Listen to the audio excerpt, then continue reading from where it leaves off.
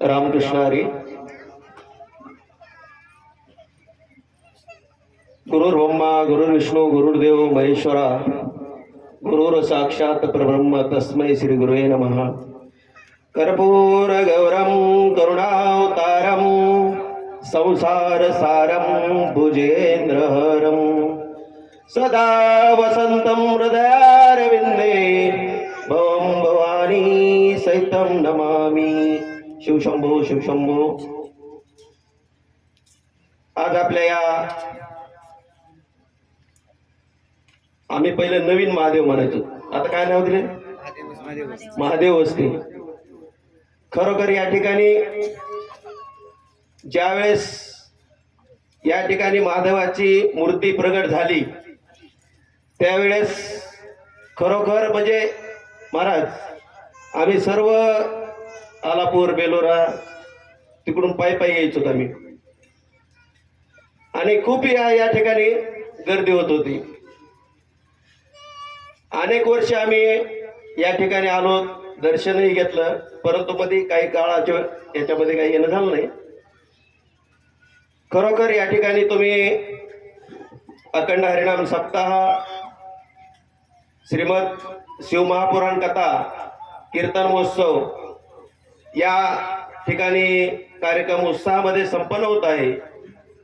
आणि ही जी कमिटी आहे व महिला मंडळ आहे यांना प्रथम मी अखिल भारतीय वारकरी मंडळाचा महाराष्ट्र राज्य कमिटी सदस्य म्हणून मी सर्वांचा अभिनंदन करतो. काय असतं माहिती का, ज्यावेळेस आम्ही वारकरी संप्रदायाचं काम करत असतो त्यावेळेस महाराज आम्हाला वाटतंय की प्रत्येक ठिकाणी अखंड हरिनाम सप्ताह असेल, श्रीमद भागवत कथा ज्ञान यज्ञ सोहळा असेल, हे दरवर्षी प्रत्येक गावामध्ये साजरा झाले पाहिजेत. आणि काही गावातील हौसे नवसे गौसे असे काही लोक असतात, प्रत्येक ठिकाणीच असतात, असं काहीच हे नाही. त्यांना काय वाटतं की आपण सप्ताह करायचा, मग जवळच्या महाराजापेक्षा लांबले जळगावचे तिकडे अमरावतीचे महाराजाला कीर्तन द्यावं. आपण त्यांना कीर्तन देतो कारण काय, ते हौशी जी महाराज गावातले कार्यकर्ते असते त्यांची इच्छा असते तिकडे महाराज लावायची. आणि जे संप्रदायाला वारकरी संप्रदायामध्ये रेग्युलर म्हणजे भजन करतात, कीर्तनाला येतात, त्यांना काय नाही, कुठला महाराज असू द्या, फक्त त्यांना नामस्मरण महत्वाचं आहे. देवाचं नामस्मरण झालं पाहिजे हे महत्वाचं असतं त्यांना.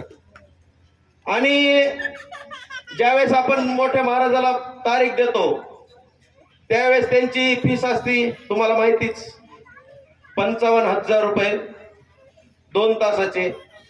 त्याच्यात अर्धा तास चाल असते, अर्धा तास भजन असते आणि 1 तासाला महाराज 55,000 रुपये घेऊन जातो. आणि मी कुणी काही म्हणू द्या, मी मोठे जे 55,000 रुपये घेतात त्यांच्या विरोधात आहे, हे लक्षात ठेवा. आणि विशेष मी एक आणखी अभिनंदन करायला, आमचे समजा उद्धव महाराज वाकणकर आहेत, आमच्याकडे उद्धव ठोंबरे आहेत, कोथिंबिरे आहेत, आता आमचे मारुती महाराज सुरवशी आहेत, हे संतोष महाराज सोळंकी आहेत, आमचे माऊली महाराज हरकळ आहेत. हे जी परिसरातले महाराज मंडळी, तुम्ही कधीही हाक द्या ते पळत येतात.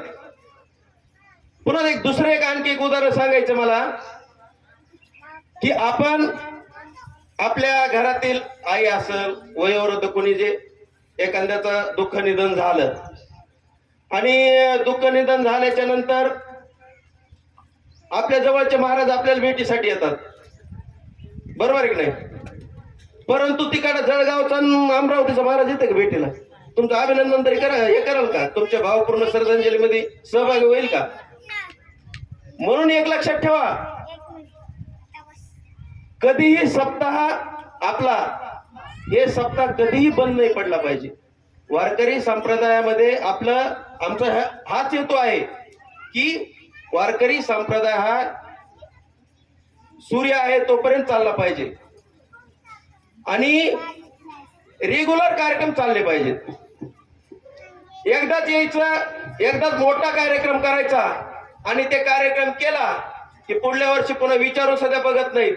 त्याचं कारण असं होत आहे की भरपूर पैसे घेऊन जातात, 55-55 हजार रुपये, आणि वाजविणाऱ्याला सध्या 11-11 हजार रुपये द्यावे लागते. त्यावेळेस त्या महाराज असल्यावर, ते मोठे महाराज असल्यावर मी खरं सांगतो त्यांच्या विरोधात आहे. त्याच काही विषय नाही, कोणी काही म्हणू द्या, भेट नाहीत आपण, पण सत्य बोलतो मी. त्याच्यामुळं आपला वारकरी संप्रदाय टिकला पाहिजे आणि त्याच्यासाठी हे आपले महाराज उद्धव महाराज असतील यांचं खरोखर मी आपल्या सर्व परिसरातील महाराज मंडळीचं, त्या बीड जिल्ह्यातील, आणि दुसरी विशेष म्हणजे जवळपास 1000-1500 महाराज मंडळीत जे की 1 रुपया पण घेत नाहीत, त्यांची यादी आपल्याकडे 1 रुपया पण घेत नाहीत. आणि मी जे महाराज लोक तुम्ही काय द्यायचे द्या असं म्हणणार आहे त्यांचं मी अभिनंदन करतो. त्यांना खरंच म्हणजे पांडुरंग परमात्मा त्यांचं आयुष्य वाढव. खरोखर काय झालंय माहिती का, ही जी मोठे महाराज येतात हसवितात जातात, परंतु हे महाराज जे आहेत आपले नामस्मरण महत्वाचं. तुम्हाला माहिती का, तुम्ही ज्या भगवंतावर आपली भावना आहे, पांडुरंगावर ज्याची भावना असेल त्यांनी पांडुरंगाचं नामस्मरण करा. ज्याची भावना महादेव शिवशंकरावर असेल त्याचा ओम नमः शिवाय, श्री शिवाय नमस्तुभ्य हा जप करा. कृष्णावर भावना असेल हरे राम हरे कृष्णा, राधे राधे. तुम्ही ज्या आपल्या भगवंतावर जी भावना आहे त्या भगवंताचं नामस्मरण करा. तुमचा उद्धार झाल्याशिवाय आणि तुमची प्रगती झाल्याशिवाय राहू शकत नाही.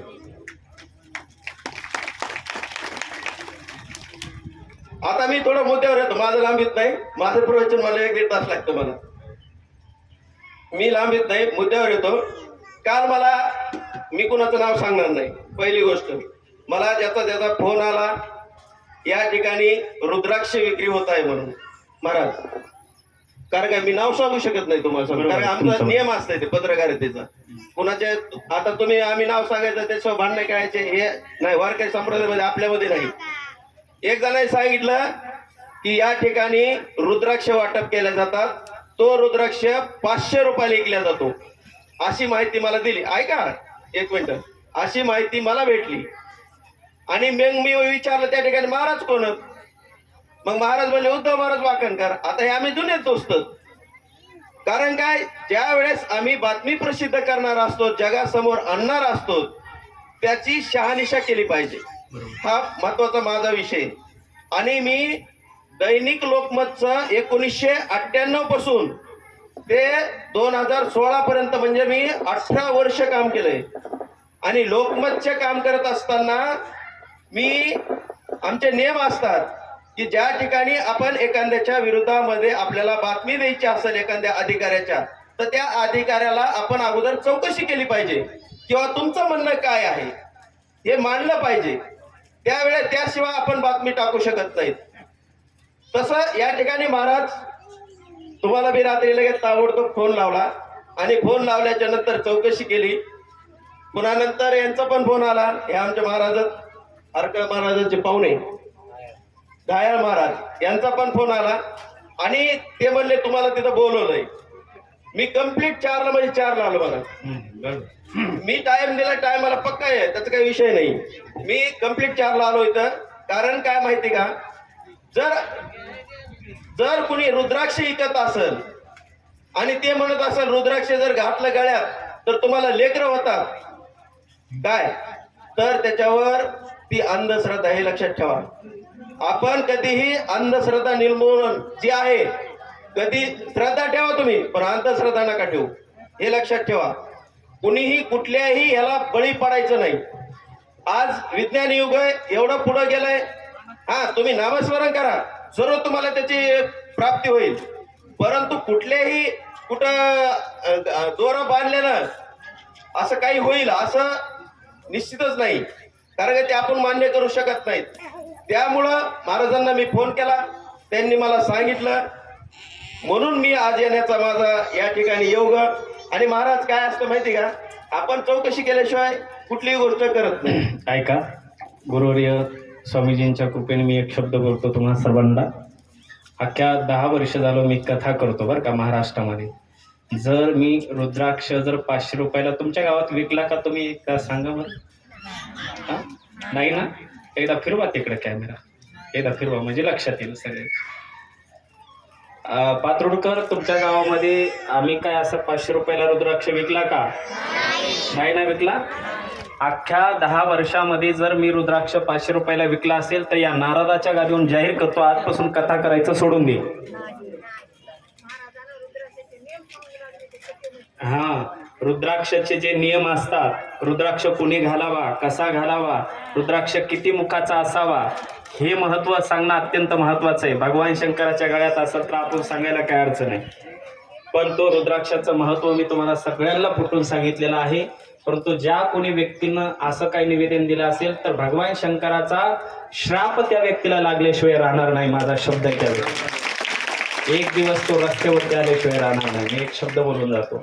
भगवान शंकराची ही कथा आहे, कोणी सहन करेल पण महादेवाला ही गोष्ट सहन होत नाही. शब्द ध्यानात ठेवा.